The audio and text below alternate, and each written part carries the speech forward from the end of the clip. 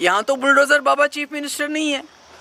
जब तक state hood नहीं होता है तब तक तो बचाइए जो आप बचा सकते हैं। अगर उनको हमारा बिल पसंद नहीं, बल ये नहीं ये झूठ मूठ का कि प्राइवेट मेंबर्स बिल।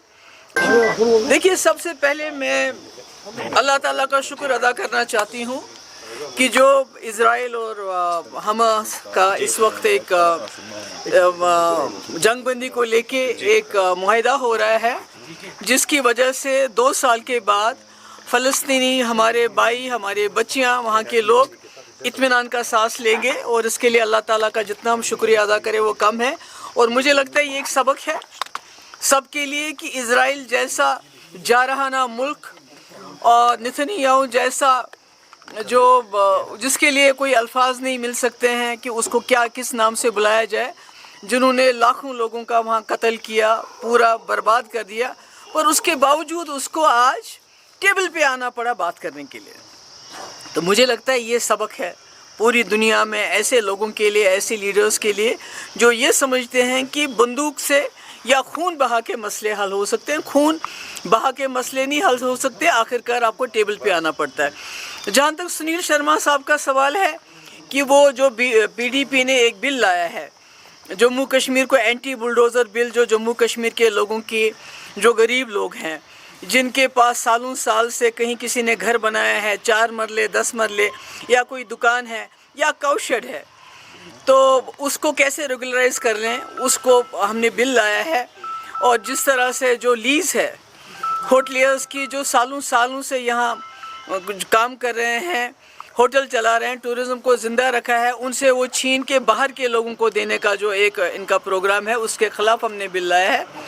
तो मैं सुनील शर्मा जी से एक मोतबाना गुजारिश करना चाहती हूँ, आप तो MLA हैं, आपका काम है कानून बनाना। यहाँ तो बुलडोज़र बाबा चीफ मिनिस्टर नहीं है कि आप बुलडोज़ करके मस्जिदों को भी तोड़ोगे, घरों को भी तोड़ोगे, सब कुछ तोड़ोगे, स्कूलों को तोड़ोगे। इस्लाम के जो स्कूल है, यहाँ एक चुनी हुई सरकार है और पिछले 2019 से यहाँ जम्मू कश्मीर के लोगों में एक अदम तहफ़्फ़ुज़ रहा है, यहाँ की ज़मीन को लेके, यहाँ की नौकरियों को लेके, यहाँ के वसाइल को लेके, रिसोर्सेज को लेके। तो PDP ने एक छोटी सी कोशिश की है उसको एड्रेस करने की। ये हम नहीं कहते हमने बड़ा कमाल किया, पर हमने अपनी तरफ से एक बिल लाया। हम तो चाहते हैं कि सरकार भी बिल लाए। अगर उनको हमारा बिल पसंद नहीं, बल ये नहीं ये झूठ मूठ का कि प्राइवेट मेंबर्स बिल, आप सरकार में आपके पास 50 MLA हैं, तो आपको प्राइवेट मेंबर बिल लाने की क्या ज़रूरत है। आप सीधे बिल लाए।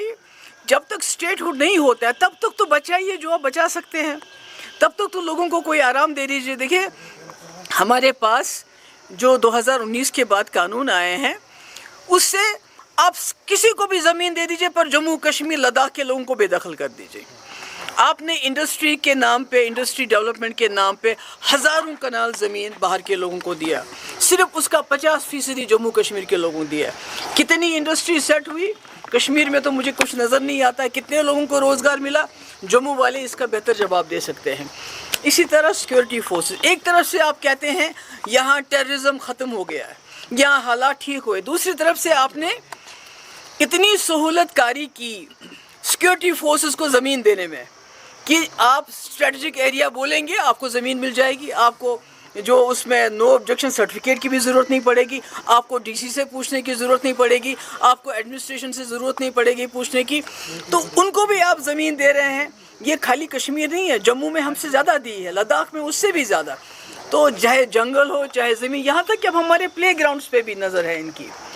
तो आप सबको ज़मीन दे रहे हैं, मगर जो यहाँ के लोग हैं, जो बस्कीनदार है, जो यहाँ रहते हैं, चाहे वो होटल वाला है चाहे एक आम गरीब आदमी है।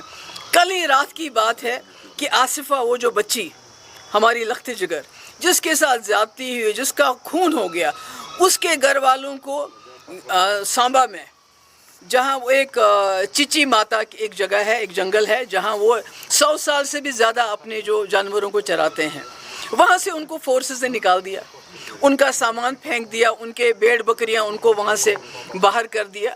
तो ये कौन सा इंसाफ है। तो मेरी यही गुजारिश है इस वक्त की जो सरकार है कि आप स्टेटहुड का बिल्कुल इंतज़ार कीजिए, और हम उम्मीद करते हैं कि ये जो हमारे CJI जस्टिस जो गवाही साहब हैं, وہ اپنے ہوتے ہوئے اس کا کوئی اچھا فیصلہ کریں گے، مگر تب تک تو وہ کر لیجیے جو آپ کے ہاتھ میں ہے۔ یہ کیا ڈرامہ ہے کہ بھئی کوئی آپ کا M L A private member bill لاتا ہے اور اس کے بعد اس کو انٹرنیٹ پہ ڈال دیتا ہے؟ آپ کو ضرورت ہے یہ کرنے کی؟ یہ تماشا کیوں کر رہے ہیں؟ سیدھے بل لائیے، اگر آپ کو ہمارا بل پسند نہیں تو اپنا لائیے، نہیں تو ہمارا بل پاس کر لیجئے، تاکہ یہاں کے لوگ اطمینان کا سانس لے سکے۔ جو بیچارہ اگر کہیں گھاس چرائے میں ہے، کوئی گورنمنٹ لینڈ میں ہے، وہ اطمینان کا سانس لے سکے۔ اب مجھے بتائیے اڈانی، امبانی یا جندل والے، ان کے ساتھ ہمارے ہوٹل والے کون سا مقابلہ کر سکتے ہیں؟ یہ تو آج ہوٹلوں کی بات نہیں ہے، گپکا روڈ بھی لیز پہ ہے۔ کل کو کیا کریں گے عمر صاحب؟ وہ کیا کریں گے؟ کل وہ بولیں گے ان کو کہ آپ کا لیز ختم ہو رہا ہے، تو کیا کریں گے؟ چھوڑ دیں گے ایسے؟